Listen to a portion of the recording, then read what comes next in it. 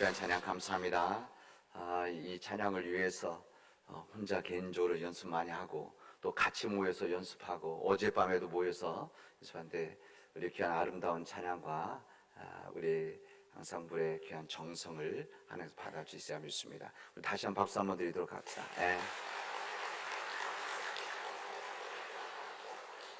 오늘은 종교개혁주일입니다. 1517년 루터가 95개조 반박문을 비텐베르그 성당 앞에다가 이렇게 붙였던 날입니다.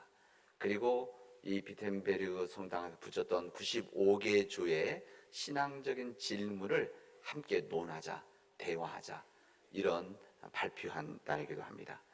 506주는 됐습니다. 그래서 그 당시 때 95개조에 대한 내용들은 그 당시 로마 교회, 그때 지금 로마 카톨릭 교회라고 말하는 것은 좀 그렇습니다. 왜냐하면 그때 교회, 지금 교회는 다르기 때문에 그 당시 교회 문제점, 그 다음에 로마 교회의 이 부패, 그다음에 타락한 것에 대해서 강한 비판을 하고 이 신앙적인 말씀 앞에 온전히 서지 못했던 이 교회들을 비판했던 내용들을 그때 선포를 했었습니다. 그 당시에 교권이 강해지면서 돈과 권력을 가지고 있었던 이 로마 교회, 그 출세의 상징으로 성직을 사고 팔았었던 당시 교회 지도자들, 그리고 화려하게 십자가가 올라가지만 경건의 모양은 있는데 경건의 능력이 없었던 그 당시 교회에 대해서 하나님 말씀 앞에서 온전히 서지 못하고 있다는 것을 외치고 선포했었던 귀한 날입니다. 이 모든 일들에서 마틴 루터는 이것은 노 아닙니다, 이것은 단호하게 이야기했었던 사제의 목회자죠. 사제의 한 외침이자 종교 개혁의 시작이었습니다. 교회가 교회답지 않으면, 거룩한 교회가 거룩하지 못하면 교회는 죽는다는 것을, 거룩하지 못하면 교회 안에 있어야 될 생명력이 없기 때문에 죽을 수밖에 없고 교회가 무너질 수밖에 없다는 것을 알고 있었기 때문에 이 사제였었던 이 마틴 루터는 자신의 앞날을 어떻게 보면 이제 무너질 수 있는 이런 인생 앞에 결단을 해서 그럼에도 불구하고 세상 앞에 외쳤던 그런 사제의 외침이라고 할 수가 있습니다. 이 교회 개혁의 시작이 여기서 끝난 것이 아니라 이 독일에서 스위스로 그리고 유럽 전체에 엄청난 도전을 주었고, 이런 사역, 이런 외침, 이런 부르짖음을 통해서 이 개혁교회가 만들어졌습니다. 우리 교회 창립기념주일은 3월 우리 둘째 주, 아니면 우리 첫째 주 이렇게 됩니다. 그러나 이것은 우리 개교회고 우리 개신교회 전체 생일은 사실은 오늘입니다. 우리 개신교회 개혁교회가 이날 만들어졌기 때문에 그렇습니다. 오늘 어떻게 보면 우리 교회의 의미 있는 생일날이죠. 어떻게 보면 우리 개혁교회들, 개신교회들의 기쁜 날이다라고 할 수가 있습니다. 그런데 이 기쁜 날, 저는 이 기쁨을 우리 함께 나누기도 하지만, 그러나 오늘은 우리 자신들을 돌아보아야 되는 시간이 아닌가, 그런 생각을 해봅니다. 우리가 그 당시 때 부패와 타락, 또 건강하지 못했던 믿음, 이런 것에 대해서 바르지 못하다고 외쳤던 이 개혁교회 정신, 이 개혁교회 정신을 지금 우리가 가지고 있느냐, 지금도 우리 개혁교회 정신을 가지고 우리 교회가 세워지고 있느냐, 나아가고 있느냐, 이것을 돌아봐야 됩니다. 지금 세상은 우리 교회가 개혁의 주체가 아니라 개혁의 대상이다, 이렇게까지 이야기합니다. 그러니까 우리 교회가 세상 사람들 볼 때 우리는 세상을 변화시킨다고 말하지만 오히려 세상은 우리 교회가 개혁의 대상이 되어져야 된다, 이렇게 말하고 있는 그런 비판이, 그런 아픔이, 부끄러움이 있습니다. 여기 일조하고 있는 저 목회자이기 때문에 저도 하나님 앞에 부끄러움을 느끼게 되어집니다. 설교는 많은데, 설교 홍수같이 많은데 정말 설교에 있는 생수 같은 이런 하나님의 말씀 생명력이 있느냐, 십자가의 종탑은 높아지고 교회 빌딩들은 높아지고 있지만 정녕 사람의 마음과 영혼을 밝힐 그 힘들이, 그 세상을 밝혀나갈 빛들이 밝혀나갈 소금이 되고 있느냐 질문할 때 우리는 하나님 앞에 머리 숙일 수밖에 없습니다. 이웃과 세상을 진정 구원하는 그런 일들이 우리 안에서 이루어지고 있는가? 이웃과 세상을 진정 이 시대 속에서 지금 여기 here and now 지금 여기에서 우리들 그런 일들을 감당하고 있는가? 오늘 종교개혁주일 맞이해서 되돌아봐야 된다는 겁니다. 여러분, 종교개혁주일이라고 영어로 이렇게 번역했지만 정확하게 말하면 교회개혁주일입니다. 그래서 종교에 대한 아니라 우리 교회죠. 교회. 여러분, 교회라고 하는 것은 건물과 조직이 아닙니다.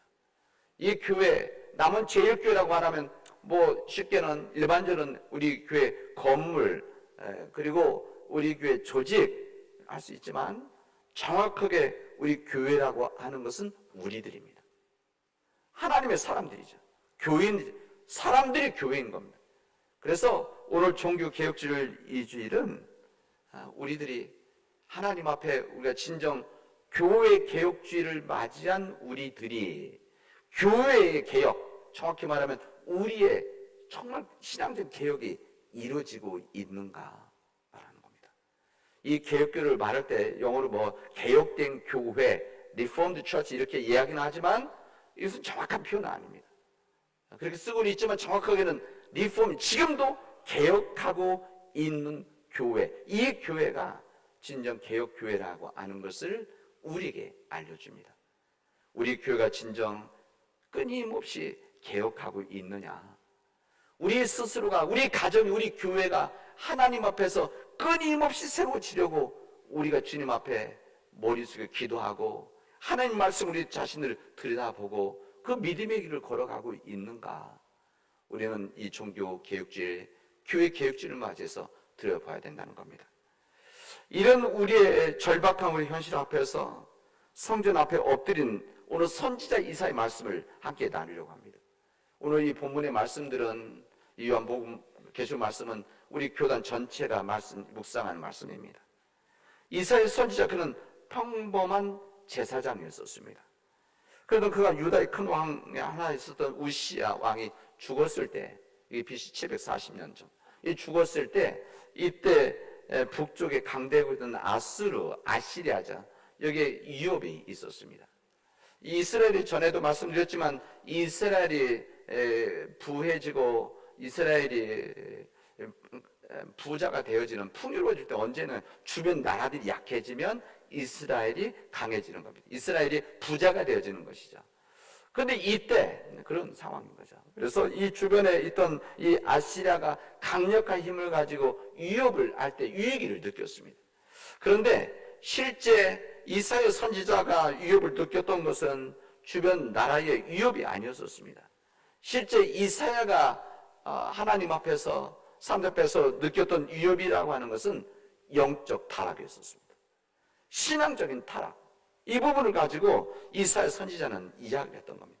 이사야 선지자 1장에 보면 이렇게 말합니다. 여호와께서 말씀하시되 너희야 무슨 재물이 내게 무슨 유익이 있겠느냐.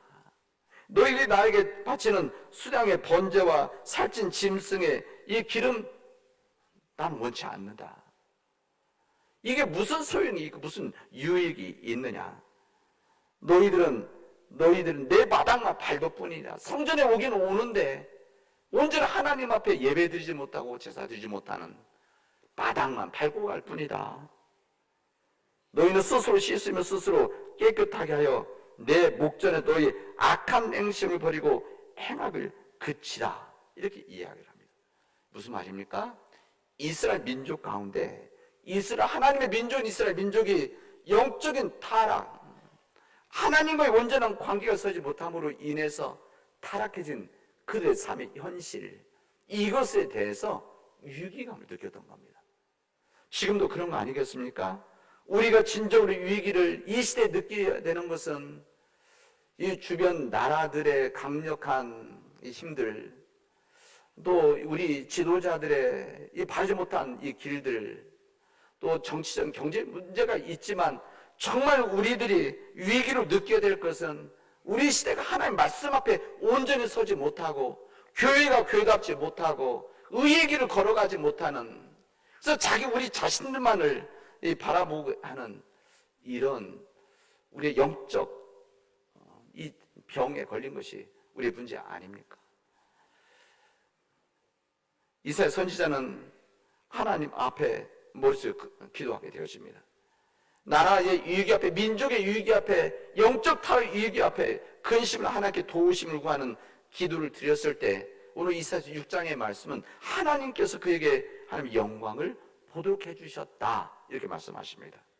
우리 지난주 설교 때도 말씀드렸지만 하나님의 영광을 본다는 것은 하나님의 모습을, 하나님의 얼굴을 본다는 것은 이것은 두려운 일이고 죽는다고 하는 것이 그에게 전통이었었습니다. 그래서 이사야는 두려움에 사로잡혔습니다. 왜? 이 하나님 영광 앞에 자신이 죄인임을 깨달았고 이 죄인된 자신의 더러움을 보였고 하나님의 심판이 자기에게 임할 것이라는 것을 알고 있었기 때문에 그는 틀림없이 죽게 될 것이라고 생각했었습니다.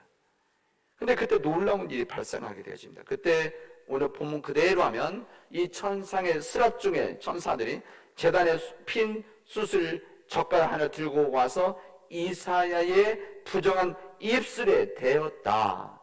그리고 이것이 내 입에 닿았으니 내 악이 제거되어졌고 내 죄가 사여졌느니라.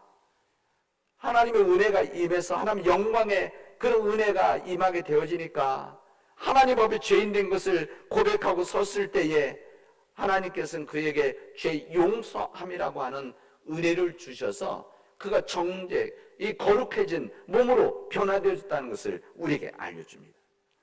여기 보면 이사야가 그렇게 고백합니다. 문지방의 터가 요란해졌다.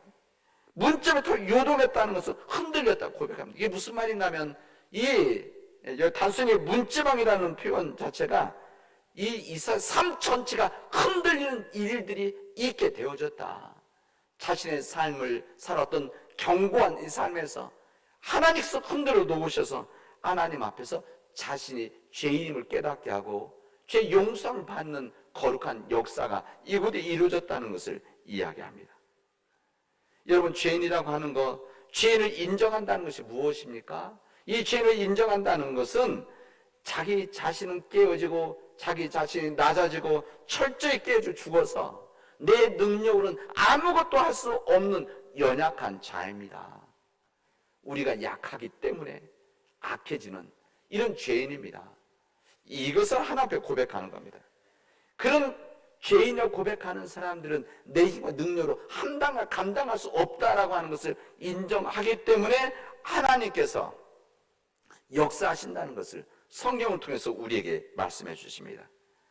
이 천사를 통해서 제단 숯불을 가지고 입술에 대면서 악이 사라졌다고 하는, 죄가 사라졌다라고 하는 용서받은 이 죄인 이사야에게 하나님은 그때 비로소 이렇게 이야기를 하십니다.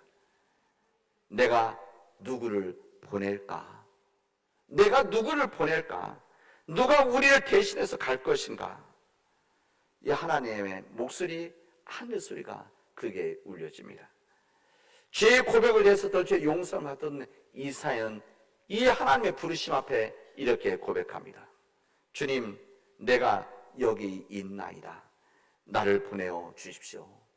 내가 여기 있습니다. 나를 불러 주님께서 사용하여 주십시오. 이렇게 고백을 하게 되어집니다.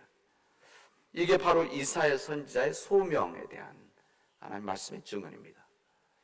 사랑 믿음의 교우 여러분, 내가 누구를 보낼까라고 하는 이 하나님의 질문, 누가 우리를 대신해서 누구를 보낼 것인가라고 하는 하나님의 이 질문, 이 외침은 지금 오늘을 살아가는 우리들에게도 똑같이 주신 주님의 말씀입니다.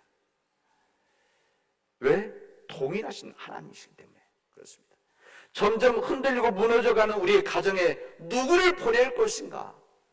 하늘의 소리가 우리에게, 하나님의 목소리가 우리에게 들려지고 있습니다. 점점 악이 팽배해진 우리 사회 속에서 사랑이 메마르고 하나님을 모르는 자들이 더 폐역해져가는 이 시대 속에 이 세상 누구를 보낼 것인가? 지금 우리에게 말씀하시고 있습니다. 이것은 우리 교회 주신 주님을 압니다.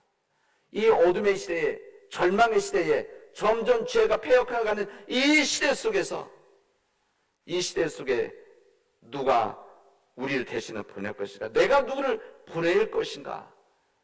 주님께서는 우리에게 말씀하시고 있습니다.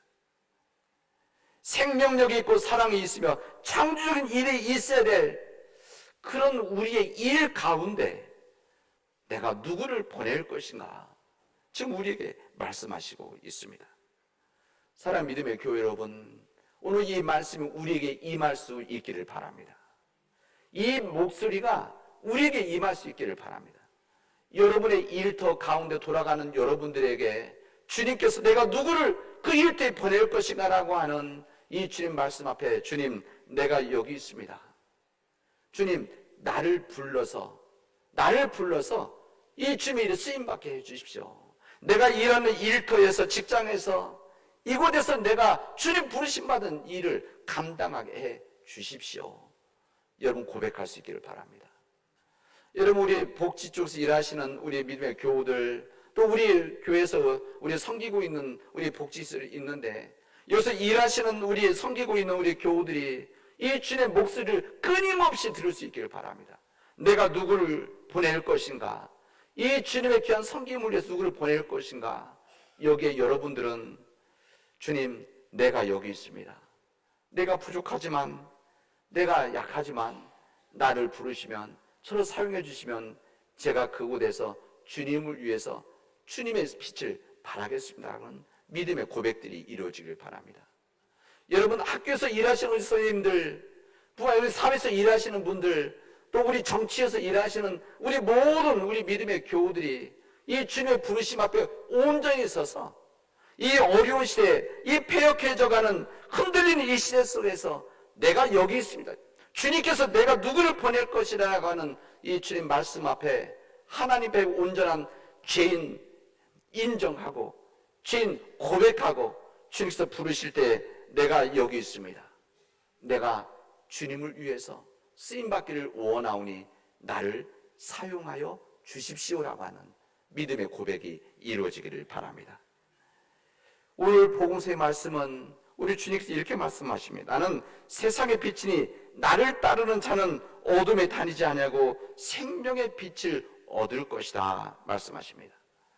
우리 주님께서 말씀하신 이 빛, 이 말씀은 구약의 전통이 이어진, 구약의 말씀이 이어진 주님의 빛입니다.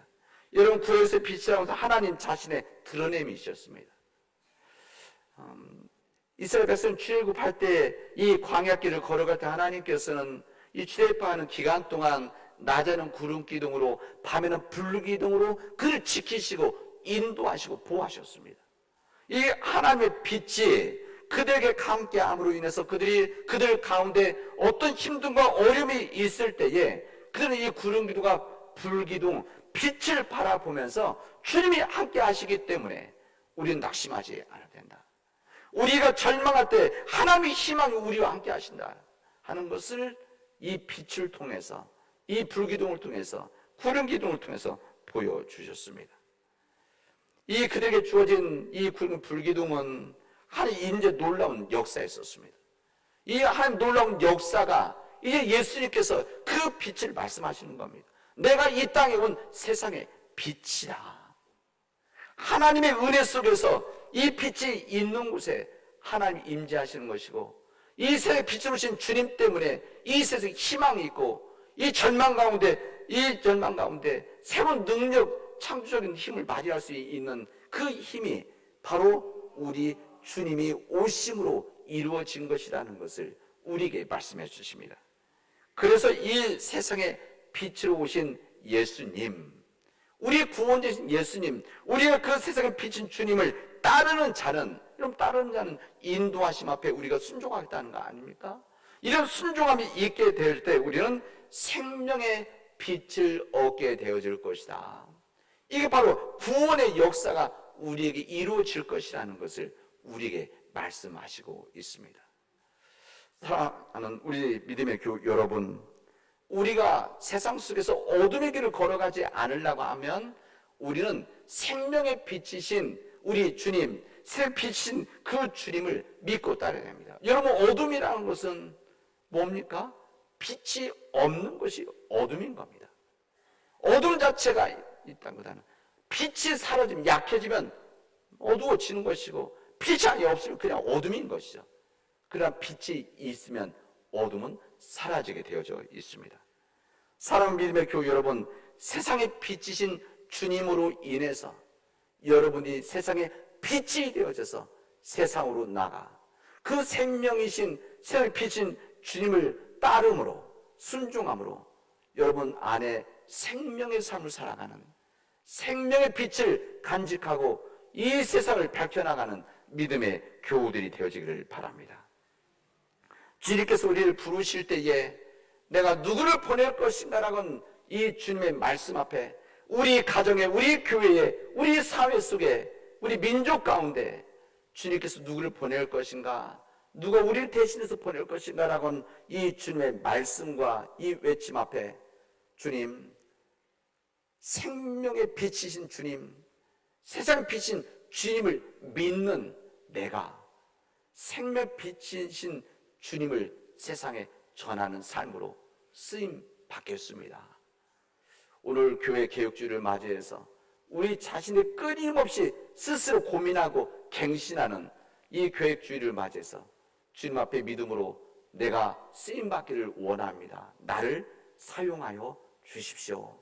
내가 여기 있습니다라고 믿음으로 고백하는 우리 사랑 교우들이 되어지기를 주님의 이름으로 축원하겠습니다. 기도합시다. 은혜가 풍성하신 하나님 감사합니다. 우리 귀한 은혜 주셔서 믿음 안에 거하게 하시고 우리로 하여금 주님 앞에 부름받게 하여 주시오니 감사합니다. 이 배역한 시대에 점점 희망이 약해지고 절망이 우리를 짓누르고 있는 이 시대 속에서 하나님 생명의 빛이신 예수 그리스도를 따라 생명의 빛을 얻는, 그래서 구원의 삶을 살아가는 우리 교우들이 되어지도록 인도하시고 역사하여 주시옵소서. 모든 말씀을 예수님의 이름으로 기도합니다. 아멘.